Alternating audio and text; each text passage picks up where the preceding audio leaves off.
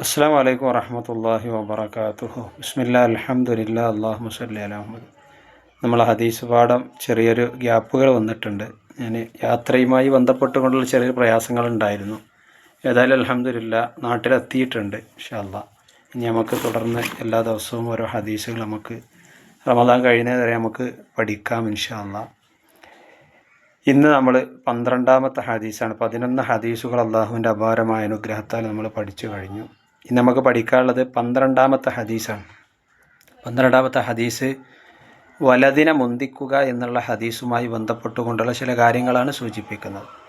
ഈ ഹദീസ് റിപ്പോർട്ട് ചെയ്തിട്ടുള്ളത് നമ്മുടെ ഉമ്മ ആയിഷത്ത് റളിയല്ലാഹു അൻഹ. ആയിഷ റളിയല്ലാഹുവിൽ നിവേദനം ചെയ്യുന്ന ഹദീസാണ്. കാനൻ നബിയു സല്ലല്ലാഹു അലൈഹി വസല്ലം, നബി സല്ലല്ലാഹു അലൈഹി വസല്ലമയായിരുന്നു യുഅജിബുഹു തയമ്മുനു ഫീ തനഉലിഹി വതറജ്ജുലിഹി വളുഹൂരിഹി വഫീ ശഅനിഹി കുല്ല. ബുഖാരി മുസ്ലിം ഉദ്ധരിക്കുന്ന മുത്തഫഖനി ആയിട്ടുള്ള ഹദീസാണ്. എന്താണ് ഈ ഹദീസിലൂടെ നബി സല്ലല്ലാഹു അലൈഹി വസല്ലം പഠിപ്പിക്കുന്നത്?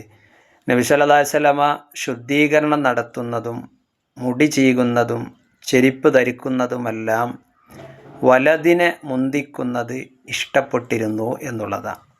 അപ്പം വലതിനെ മുന്തിക്കുക എന്നുള്ളതാണ് ഈ ഹദീസ് നമ്മൾ പഠിക്കേണ്ടത്. പ്രവാചകൻ ശുദ്ധീകരണം പല്ല് തേച്ചത് വലത് മുന്തിച്ചുകൊണ്ടാണ്, മുടി ചീകിയത് വലത് ഭാഗത്തു നിന്നാണ്, ചെരുപ്പ് ധരിച്ചത് വലതിനെ മുന്തിച്ചുകൊണ്ടാണ്.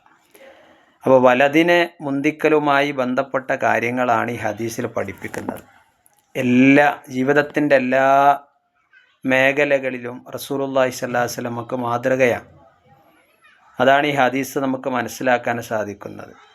പ്രവാചകൻ സ്വല്ലല്ലാഹു അലൈഹി വസല്ലം എന്ത് കാര്യങ്ങൾ ചെയ്യുമ്പോഴും അത് വലതിനെ മുന്തിച്ചുകൊണ്ടാണ് ചെയ്തിട്ടുള്ളത് എന്നുള്ളതാണ്. ധാരാളം ഹദീസുമായി ഇതുമായി ബന്ധപ്പെട്ടുകൊണ്ട് നമുക്ക് മനസ്സിലാക്കാൻ സാധിക്കും. അപ്പോൾ വലതിനെ മുന്തിക്കുക എന്നുള്ളത് നമ്മളൊക്കെ ശീലിക്കേണ്ടതുണ്ട്. അതിലൊന്ന് നമ്മൾ പലപ്പോഴും ചെയ്യുന്ന ഒന്നാണ് ഭക്ഷണം കഴിക്കുക, വെള്ളം കുടിക്കുക. അത് വലത് കൈ കൊണ്ടാണ് തിന്നുകയും കുടിക്കുകയും ചെയ്യേണ്ടത്. പലപ്പോഴും ആളുകൾ ക്ലാസ്സിൽ എച്ചിലാകൂലേ, ഇങ്ങനെ പല കാരണങ്ങളാണ് പറയാറുള്ളത്. സഹോദരന്മാർ ഒരിക്കലും തന്നെ നമ്മളത് പറയാൻ പാടില്ല. ഒരു ഗ്ലാസ് പിടിക്കാൻ യഥാർത്ഥത്തിൽ നമുക്ക് 2 വിരലുകൾ മതി. ആ വിരലൊന്ന് നക്കി തുടച്ചാൽ നമുക്ക് പിടിക്കാൻ കഴിയും. പലപ്പോഴും കല്യാണ വീടുകളിലൊക്കെ ഡിസ്പോസിബിൾ ഗ്ലാസ്സുകളാണ്, അത് ഒഴിവാക്കാനുള്ളതാണ്.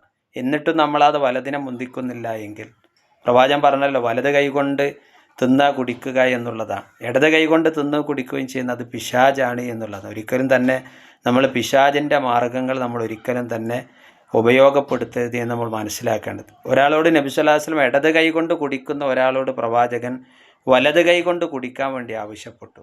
അയാളെന്താക്കി? അയാളൊരു അഹങ്കാരത്തോടു കൂടി എനിക്ക് കഴിയൂല എന്ന് പറഞ്ഞു. പ്രവാചകൻ പറഞ്ഞു, നിൻ്റെ കൈ ഇനി ഉയരാതിരിക്കട്ടെ, അതിന് നീ സാധിക്കാതിരിക്കട്ടെ എന്നുള്ളതാണ്. ഈ ഹദീസ് റിപ്പോർട്ട് ചെയ്ത റാവി പറഞ്ഞിട്ടുള്ളത് പിന്നീട് അദ്ദേഹത്തിൻ്റെ കരങ്ങൾ വലത് കൈ ഉയർന്നിട്ടില്ല എന്നുള്ളതാണ്. അപ്പോൾ പ്രവാചകൻ്റെ ഒരു സുന്നത്തിനോട് നമ്മൾ ധിക്കാരം കാണിക്കുമ്പോൾ എത്ര ഗൗരവമുണ്ട് എന്ന് നമ്മൾ മനസ്സിലാക്കേണ്ടത്. ചെരുപ്പ് ധരിക്കുമ്പോഴും നബി സല്ലല്ലാഹു അലൈഹി വസല്ലം പറഞ്ഞു, പ്രവാചകൻ ചെരുപ്പ് ധരിക്കുമ്പോൾ വലതുകൊണ്ടാണ് പ്രവാചകൻ ധരിച്ചിട്ടുള്ളത്. ഇടുമ്പോൾ പ്രവാചകൻ വലതിനെയാണ്, ഊരുമ്പോൾ പ്രവാചകൻ ഇടതിനെയാണ് കണ്ടിട്ടുള്ളത്. അതുപോലെ തന്നെ സ്വഫ് നിൽക്കുമ്പോഴും പ്രവാചകൻ വലതിനെയാണ് മുന്തിച്ചിട്ടുള്ളത്. പ്രവാചകൻ്റെ ഹദീസിൽ കാണാം, സ്വഫുകൾ നിങ്ങൾ വലതു ഭാഗത്തുള്ളവരുടെ മേൽ അനുഗ്രഹം ചൊരിഞ്ഞിരിക്കുന്നു, മലക്കുകൾ അവർക്ക് വേണ്ടി പ്രാർത്ഥിക്കുകയും ചെയ്യുമെന്ന് പ്രവാചകൻ്റെ ഹദീസിൽ കാണാം. ഇതൊക്കെ വലതിനെയാണ് മുന്തിച്ചിട്ടുള്ളത്. ദിക്ർ ചൊല്ലുമ്പോൾ പ്രവാചകൻ പറഞ്ഞു, നിങ്ങൾ വലത് കൈ കൊണ്ട് ദിക്ർ ചൊല്ലണം, എണ്ണം പിടിക്കേണ്ടത് വലത് കൈ കൊണ്ടാണ്. പ്രവാചകൻ സല്ലല്ലാഹു അലൈഹി വസല്ലം അങ്ങനെയാണ് ചെയ്തിട്ടുള്ള ഹദീസിൽ നമുക്ക് കാണാൻ സാധിക്കും. നബി സല്ലല്ലാഹു അലൈഹി വസല്ലം രാത്രി ഉറങ്ങാൻ കിടക്കുമ്പോൾ വലത് ചേർന്നുകൊണ്ട്, വലതുഭാഗം ചേർന്നുകൊണ്ടാണ് പ്രവാചകൻ കിടന്നിട്ടുള്ളത്. വലത് കൈ കവിളിനു താഴെ വെച്ച് വലതിനെ ചേർന്നുകൊണ്ടാണ് റസൂലുള്ളാഹി സ്വല്ലല്ലാഹു അലൈഹി വസല്ലം രാത്രി ഉറങ്ങിയിട്ടുള്ളത് എന്ന് ഹദീസിൽ കാണാൻ സാധിക്കും. മയ്യത്ത് കുടിപ്പിക്കുമ്പോഴും നബി സല്ലല്ലാഹു അലൈഹി വസല്ലം പറഞ്ഞുതാ, നിങ്ങൾ ആ സന്ദർഭത്തിൽ വലതുഭാഗം വലതുഭാഗവും വുളുവിൻ്റെ സ്ഥലങ്ങൾ കൊണ്ട് നിങ്ങൾ ആരംഭിക്കുവിനെന്ന്. മയ്യത്ത് കുളിപ്പിക്കുന്ന വേളയിൽ പോലും വലതിനെയാണ് പ്രവാചകൻ മുന്തിച്ചിട്ടുള്ളത്. ഇനി ഭക്ഷണങ്ങൾ, ആഹാരങ്ങൾ, നല്ല സാധനങ്ങളൊക്കെ കൊടുക്കുമ്പോൾ എവിടെ നിന്ന് നിങ്ങൾ കൊടുക്കണം? വലതുഭാഗത്ത് നിന്ന് നിങ്ങൾ കൊടുക്കണം. ഒരു ഗ്രാമീണനായിട്ടുള്ള ഒരു കുട്ടി വലതുഭാഗത്തുണ്ട്, പാൽ പ്രവാചകൻ്റെ കയ്യിലുണ്ട്. പ്രവാചകൻ്റെ ഇടത് ഭാഗത്ത് അബൂബക്കർ, ഉമർ റളിയല്ലാഹുവിൻ്റെ പ്രഗത്ഭരായിട്ടുള്ള ആളുകളാണ്. ആ കുട്ടിയോട് പ്രവാചകൻ ചോദിക്കുകയാണ് അപ്പുറത്തുനിന്ന് കൊടുക്കട്ടെ എന്ന്. പറ്റൂല എന്ന് പറഞ്ഞപ്പോൾ പ്രവാചകൻ ആ വലത് നിന്ന് തുടങ്ങിയതായി ഹദീസിൽ നമുക്ക് കാണാൻ സാധിക്കും. ഭക്ഷണങ്ങൾ, നല്ല സാധനങ്ങളൊക്കെ കൊടുക്കുമ്പോൾ വലത് നിന്നാണ്. വസ്ത്രം ധരിക്കുമ്പോൾ പോലും നമ്മൾ ആദ്യം വലതിൽ നിന്നാണ് ഇട്ട് തുടങ്ങേണ്ടത്. വലതിനെയാണ് പ്രവാചകൻ ആരംഭിച്ചിട്ടുള്ളത്. വലിയ അശുദ്ധിക്ക് വേണ്ടി നമ്മൾ കുളിക്കുമ്പോഴും നബി സല്ലല്ലാഹു അലൈഹി വസല്ലമ തലയിലേക്ക് 3 പ്രാവശ്യം വെള്ളം കോരി ഒഴിച്ചു. പിന്നെ വലത് ഭാഗത്ത് പ്രവാചകൻ വെള്ളം ഒഴിച്ചു. കണ്ടുക്കൾ, വലതിനെ പ്രവാചകൻ മുന്തിച്ചു.